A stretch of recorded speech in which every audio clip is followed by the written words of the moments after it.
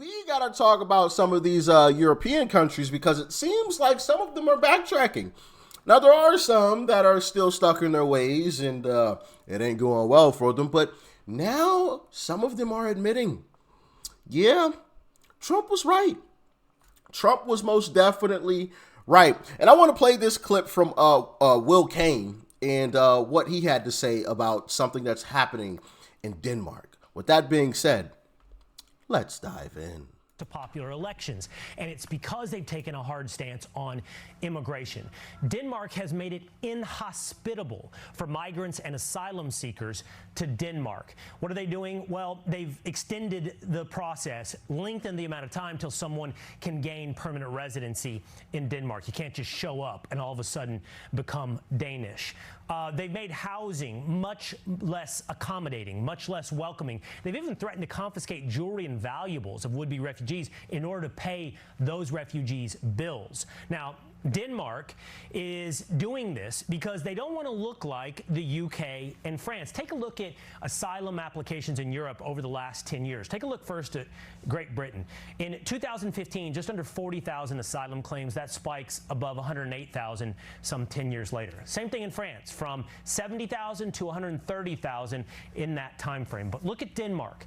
It's gone down from just under 21,000 to just over 2,000 in that same time frame. Now, the success in Denmark has inspired other European countries. The UK has recently announced its own crackdown on immigration, and here's what they're looking to do. It's imitating a lot of what we see in Denmark. They're looking to extend the amount of time, or reduce the amount of time, that someone can be pushed out of the UK from 5 years to 30 months under the asylum program. But they extend the time to 20 years before we'll even consider you becoming a permanent resident. They also are putting cuts to support for those who want to work and phasing out asylum hotels at this parliament session. They're copying a model in Denmark where they're looking to make it less hospitable for migrants and asylum seekers to come to the UK. All right, joining me now. So they're like, yeah, we don't really like this, but we don't want to seem racist. We don't want to seem racist. We're still liberals, guys. We're still liberals, but we understand our policies don't actually work. But we're not racist. We promise. We promise. People can still come here. There's this internal mental gymnastics that's going on with these countries, and you can see it there with the UK's policies, because it's like, on one hand, yeah, you're kind of pushing them away, but on the other hand, you're still leaving the door kind of open. So it's like, bro, like, pick one, leave it open or close it. You know, you could slam the door and close it and say, yeah, no, bro, we're not accepting these folks. The same way that Poland this entire time has done. Poland is playing no games. They have armed military personnel on their border, and they have shoot to KILL orders if anybody attempts to cross their border. No joke.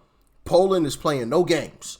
Zero. You try to jump across Poland's borders illegally, you're likely gonna be sent home packing in a wooden box. Okay, you're not walking back to your country wherever you came from, or yeah, you're getting sent home in a box. We'll just put it that way.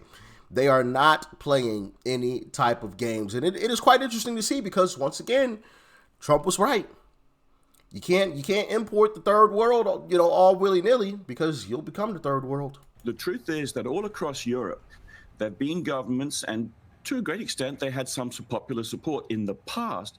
They liked the idea of being tolerant. They liked the idea that our sort of liberal democratic values were such that they would take in people who were genuinely in real trouble, might be politically persecuted in their own countries. That's the definition of what of an asylum seeker or refugee should be. But the system has been gamed just incredibly by hundreds of thousands. Your numbers on the screen were just showing it. Hundreds of thousands of people every year coming in, claiming to be refugees, seeking asylum, and really, they're just economic migrants. You can't blame them for wanting to come to countries where they can, earn more money, but you can blame the governments for betraying the the indigenous population of their own countries, because there are a lot of people now who just don't recognize their own countries. They feel that their culture is being destroyed. And what you're seeing now is governments like the UK just recently, even a left-wing government realizing its hold on power is really going to be upset because other parties, more right-wing parties, which are where the big issue is immigration, are getting more support, twice as much support, for example, in Britain for the Reform Party run by Trump's friend Nigel Farage than by the actual government in power. The truth. Yeah, so that's a whole other aspect of it all. Some of the more Trump-like figures in some of these other countries are rising in the polls dramatically to the point where I believe her name was Maria Le Pen. I believe so. I think that's her name in France. Like, they literally banned her from running in the election. they from my understanding about the whole thing, it's like they pulled the Trump-like situation where they just went after her. You know, the same way that the Biden administration and Democrats tried to go after Trump, except in France, they succeeded in banning her from running in the election. And so someone behind her, I can't think of what position he held, has risen up in the ranks and kind of taken her place. And he's garnering a whole lot of support. So, yeah, they might have stopped her, but now he's risen up and he's absolutely exploding on the scene. So, yeah, not looking good. Not looking good for those folks. And I want to show you guys this from Lazi Truth Fairy. This is a crazy statistic. Now, these are RAPE statistics. Okay, you know what I mean? Taking somebody by force, you know, and doing that kind of thing. We're going to try to keep it PG here, at least a little bit. So this is Europe before and after 3 years of mass immigration from third world countries. England, 8,593 RAPEs, okay? Germany, 8,133. France, 7,500. Look where they're at now. They went from 8,500 to almost 70,000. I mean, 8,500 is terrible. That seems like a lot to me. But they went from that to 70,000. That is absolutely wild. Germany went from 8,000 to 40,000. Crazy. France, 7,500 to over 40,000. And it says Australia is following the same trend. White women and girls paying the price for multiculturalism. Crazy. Crazy stuff, man. Scary stuff. You know, I listen, I couldn't imagine being a woman and having a situation where, like, I mean, obviously men are stronger than women, of course, which is why men shouldn't be playing in women's sports. So having a man just grab you and yeah, that whoo, be crazy. You know, obviously as a man myself, hey, listen, you ain't pinning me down. You know what I'm saying? You're not pinning me down. All right, you gonna have a fight on your hands, boy. I tell you. Okay. Now I want to show you guys this violent crime conviction rate in Denmark, and I want to show you where all of these people are coming from because it's quite interesting. All right. So here it is on your screen. Take note of where these people are coming from. I'm just going to read like the top 10-ish countries. Okay. So this is in Denmark, and this is violent crime convictions. So these people have been convicted of violent crimes in Denmark, and these are the countries that they've encountered, or these are the people. Goodness gracious, I cannot talk today. Wow, that I'm sounding like Joe Biden right now. My goodness. Somebody get the auto pen ready.